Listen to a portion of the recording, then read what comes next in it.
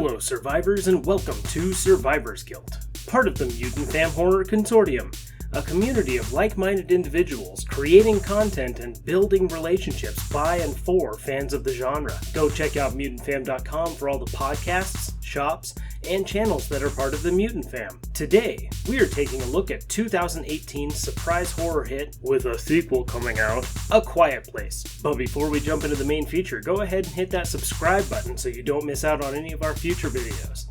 A Quiet Place.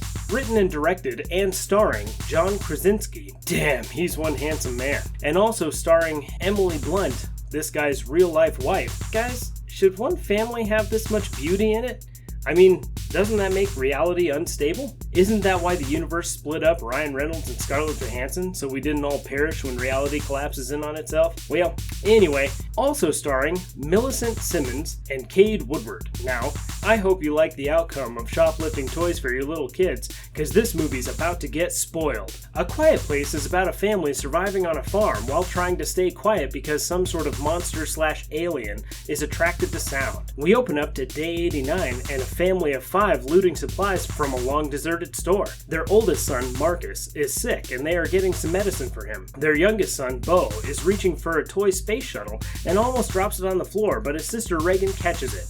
The dad, Lee, then communicates with his kids using sign language and lets Reagan know that he is grabbing some electronics in hopes that it may boost the signal of their radio. Bo returns to the group with a toy space shuttle, batteries included, and Lee takes it away and takes out the batteries. Lee lets Bo know that they can't take the toy with them because it would be too loud, and they start to head back home because, as Evelyn mentioned earlier, it will be dark soon. As they are leaving, Reagan hands the toy to Bo and walks away, not realizing that Bo also grabbed the batteries. They start on their sand path back home with Lee carrying Marcus and Bo at the back of the line. They come to a bridge where we hear the toy burst to life with toy spaceship sounds.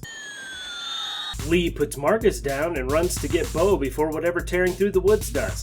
And luckily, since this is a mainstream PG-13 horror movie, it's not going to open with a child death.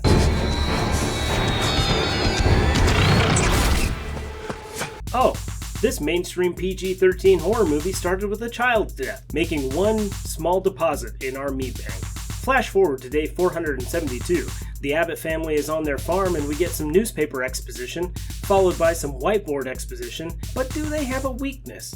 We are told through movie footage exposition that Lee has been using radio channels to attempt communication, but so far has come up empty-handed. We also find out Evelyn is pregnant, and they are setting up a nursery in a hidden room under the barn, as well as what looks like a fancy soundproof baby box. Ha! I remember my first baby box. That night, the family enjoys the most awkward family dinner. You know, those dinners where no one is talking because your mom and dad had a fight, so they won't talk to each other, and they won't talk to you because they hate you. It's one of those kinds of dinners. Lots of silence. Loathsome, painful silence. And then, after they're done suffering through family dinner, they play a quiet game of Monopoly. Well, the pieces are quiet, but how do you keep the other player from throwing a fit when they land on Park Place and you've got 3 houses there? Or how do you stop the screaming when your dad sells St. Charles Place to you as a bargain so that he can stay in the game, and then lands on it in his next turn, so he breaks a chair across your face?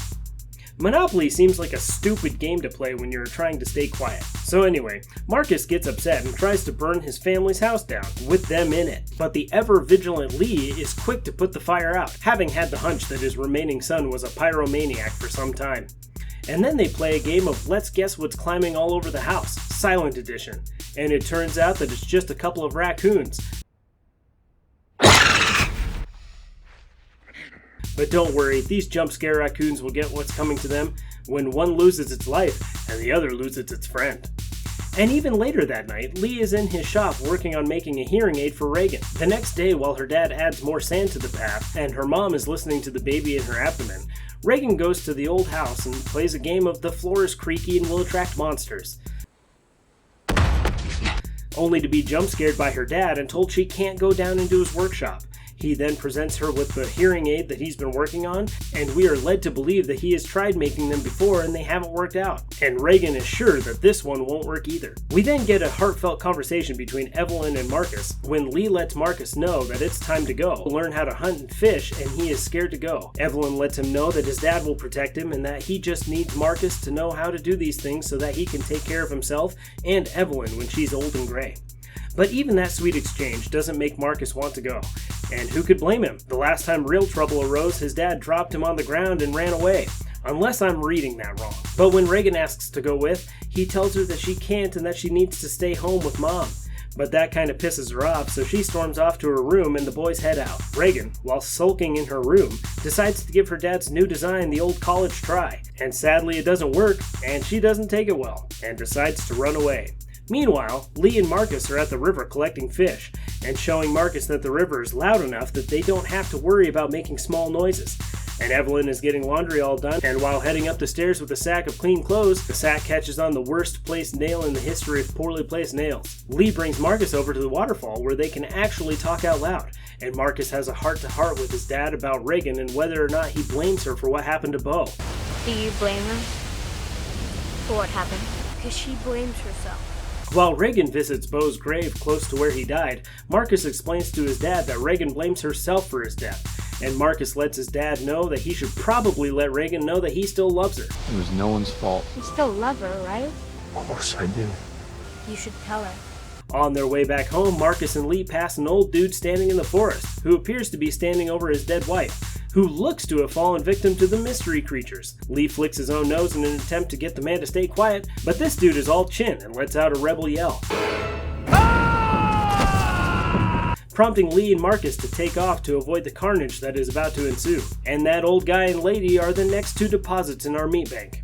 Meanwhile, back at the house, Evelyn pees herself because she's pregnant, and then steps on that nail because she's pregnant, and drops a picture frame because she's pregnant.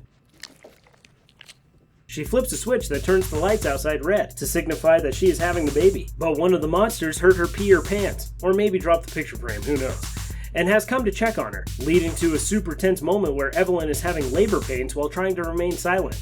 Lee and Marcus arrive at the house noticing that the lights are red. Lee sends Marcus to set off the fireworks that they've placed for when the baby arrives, as a diversion from the horrific screams of pain that Evelyn will most certainly have. Getting our first look at the monster, we see much more of it than anyone would ever want to see, as its faceplates open up to hear an egg timer that Evelyn had placed as a diversion also.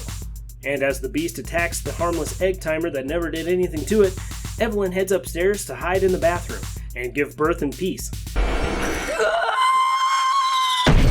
Way over at her brother's grave, Reagan sees the fireworks exploding in the sky and realizes that this means her mom is about to give birth to a replacement. Lee arrives at the house with his shotgun in time to play a game of The Floor is Bloody, only to get to the bathroom and be crushed by the fact that his wife might be dead, only to end up mad that she isn't when she jump scares him. Lee carries Evelyn and the baby to their baby dungeon under the barn, but the crying baby wants them all dead, so the monster tears up the makeshift homestead they've made in the barn. Cut over to Reagan, who's wandering around looking for everyone when a creature starts sneaking up on her. But luckily, the shoddy hearing aid that her dad made for her is wreaking havoc on this thing's head plates, causing it to retreat before she even knew it was there. Lee catches Evelyn up on what has happened in one of the few scenes with verbal dialogue. Who are we if we can't protect them?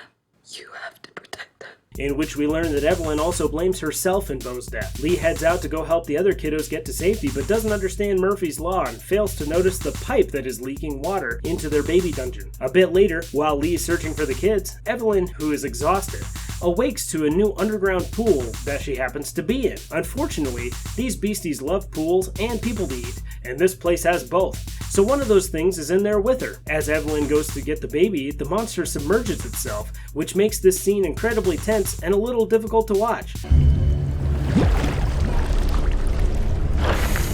But when the monster can't really lock on to Evelyn and the baby, a fair distance away, Marcus falls into a grain silo, and that gains the attention of the creature as he goes to check it out. Reagan drops in to help Marcus keep his head above the grain, and he returns the favor by doing the same for her. But then the beastie drops by and drops in, so the kids must flip the metal door onto themselves to try to keep the beastie from butchering them. But Reagan's bum hearing aid drives the beastie batty, and it tears its way out of the silo. Lee is then reunited with his kiddos as Evelyn watches on the camera system in the basement of their house. But just when the kids think that they are safe with their dad, they hear something close to them. Lee sends the kids toward the truck parked at the top of the hill leading to their house while he grabs an axe. Unfortunately, the monster is quicker on the swing than Lee and knocks him down.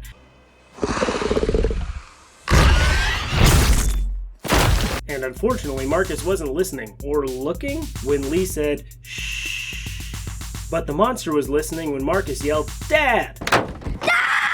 and turns its attention to the truck with the kids in it. But Lee isn't quite dead yet, and he has one last discussion with Reagan. Under normal circumstances, this would make someone cry, but ghost fake is not a normal circumstance, so all I can think about is how Lee could have gotten away while the monster was going after the kids. I mean, come on, he's got a new one, right? He's got a fresh start with some more of his genetic material, come on.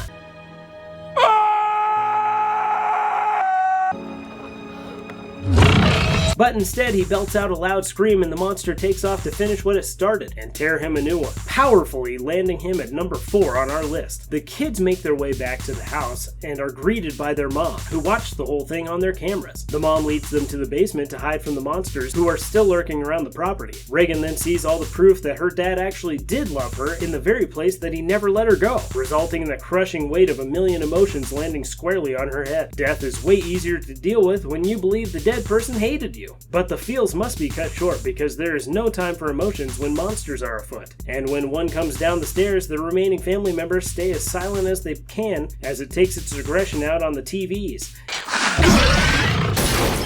Reagan, remembering the odd effect her hearing aid had on the critter in the silo, decides to use it to their advantage. And while Reagan's hearing aid squeals into the microphone, the monster's faceplates malfunction long enough for Evelyn to take aim and blow its head to pieces.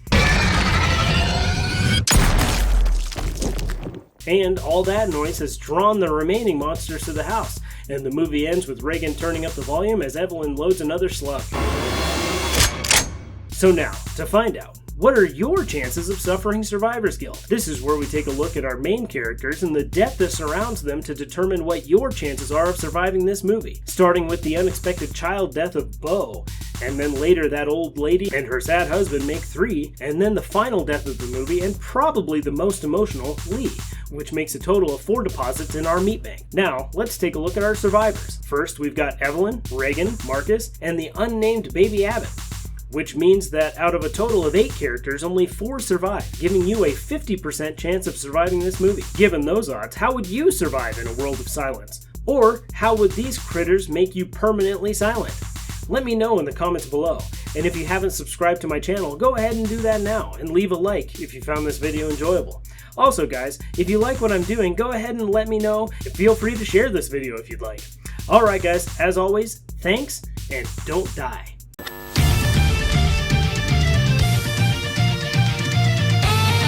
Welcome back, video. Welcome back, video. Welcome back. I'm the living dead. Welcome back, video creeps. What up, you guys? What up? Welcome to my channel, Video Creep. Make sure you hit subscribe.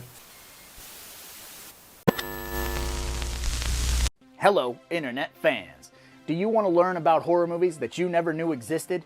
Do you miss the video store but not the late fees? Then join us at 3B Video, where we talk about stuff like this, and this, and this.